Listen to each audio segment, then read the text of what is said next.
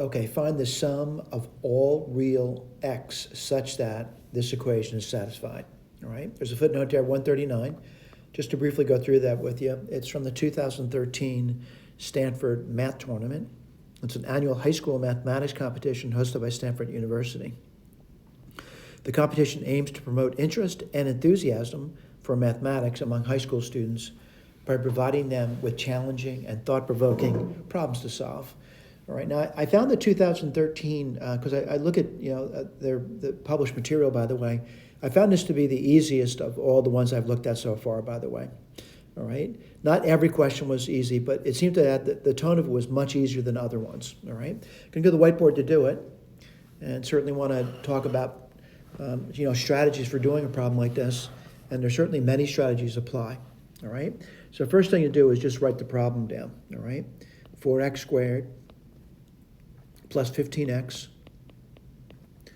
plus 17, and on the bottom I get x squared, let's see, plus 4x plus 12, and then this is equal to, let's see, 5x squared, let's see, plus 16x plus 18, and then I get 2x squared plus 5x plus 13.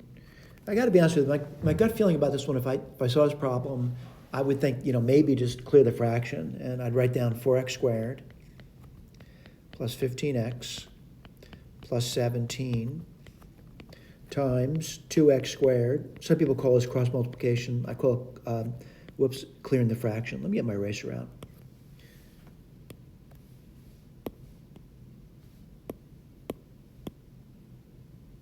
Sorry about that. Got to pay attention here. 5x plus 13 equals 5x squared plus 16x plus 18 times x squared plus 4x plus 12. All right? And this is where I'm starting to think that things are going to get quite difficult. All right? And what do you mean by that? If you multiply it out, and certainly, I'm going to say it's not a difficult thing to multiply out, but I'm not, and again, it leads somewhere, certainly. You multiply these things out, you're going to get something. All right? You'll definitely get something. All right, now, it might take you some effort to do that. You're going to get 8x4. It's kind of obvious. Plus 50x cubed. That's not so obvious, by the way. And then you're going to get plus 161x squared. And then you get 280x. And then you're going to get 221. On the other side, you're going to get 5x4 plus 36x cubed plus 142 x squared plus 264x plus 216. But again, this is where I'm starting to realize that it looks like it's kind of tough. Like even multiplying it out, kind of tough. Then after you multiply it out, you're going to get a fourth degree polynomial, which the factorization is not trivial, by the way. All right, like an easy factorization, it's not. All right, so I'm thinking this might be the wrong way to proceed. However, in the solutions guide that I provided in the notes, by the way, I do proceed in this way. And I go through it. I go through all the steps on that, including the factorization of it. If you want to look at that, you can. Not a bad thing to do, and I'm sure some students actually did that. What I'm going to suggest doing it, though, looking at it, is I could probably make a substitution to make it easier to deal with.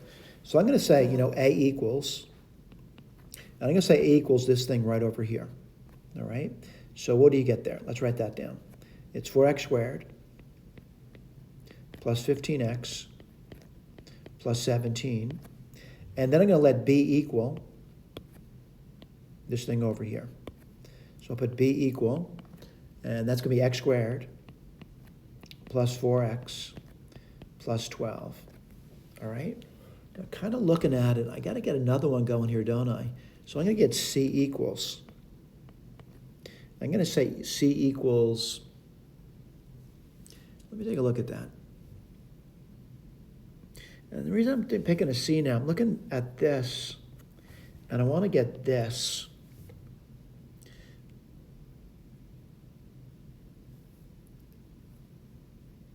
I'm going to say x squared plus x plus 1.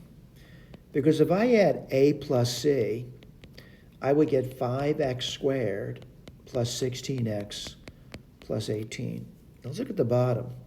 I notice if I add these two together, I get 2x squared plus 5x plus 13. Wow, only 3 letters now. So let's write down what we got. We got A over B. Oh, by the way, B plus C is going to be 2x squared plus 5x plus 13 is equal to, let's take a look, A plus C and then B plus C. All right, not so bad. I'm going to clear the fraction on this one over here. And what do you get? You get AB. Again, some people call it cross multiplication. I just say clear the fraction by multiplying both sides by the LCD.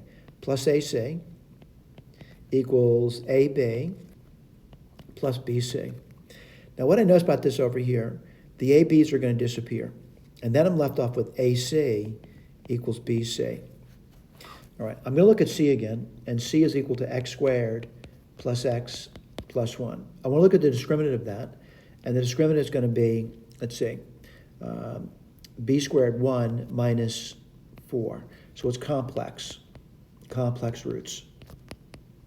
What is it? It's always positive. This is never equal to 0, by the way. So I can easily divide both sides by C now. And what do you get? You get A equals B. Now I'm going to write that down now. A equals B. Now, by the way, this here has complex roots. And if you go back to the root of the problem, by the way, they're not asking you for the complex roots of the problem. They're asking you for the real roots. I'm hoping that this is going to give it to me. So just give me 4x squared. That's what A is. Plus 15x plus 17. And the B is x squared plus 4x plus 12. Let's go through that. And that's a quadratic. It's much easier for me to solve, by the way. 3x squared, 11x plus 5. So 3x squared plus 11x plus 5. I can't do that using integer numbers, but I have a quadratic formula. I can do that. And I'll go back and I'll read the question to you in a moment, by the way. And what do you get there? Twice the A, that's going to be 6. Opposite of the coefficient on that linear term, minus 11, plus or minus. And then what do we get? Let's see, 121 minus 4 times A times C. That's going to be 60. So what do you get there? X equals minus 11 plus or minus. This is going to be 6. This will be 61. That's not so bad. All right. By the way, there's 4 roots to the problem, by the way. How do I know that? If you recall, when we multiply out, get a 4th degree polynomial. If you're wondering what the other 2 roots are, by the way, I'll write this over here. It's where this takes on a 0. Because it would satisfy this over here, right? That A, whatever A is times a C, and the B times C, if I get zeros there, it's going to satisfy that. What do you go there? You would get x equals, let's write those down, 2 minus 1 plus or minus, this is going to be 3i. Again, they didn't ask for that, but if you want to put that down, I guess you could, all right? But anyway, the sum of the real roots. Let me go back and read that to you. Find the sum of all real roots. That's going to be easy to do, all right? So what do we do over here? I'm going to sum the 2 roots together. Minus 11 plus root 61 over 6 plus minus 11 minus root 61 over 6. Well, let's count down over 6 over here. So that's minus 11. And you're going to get minus 22. The roots disappear, which is good news, by the way. And I guess I should reduce that, right? So it's going to give me minus, I'll divide by 2, 11 thirds. And that's the final answer. And that's it. Thank you.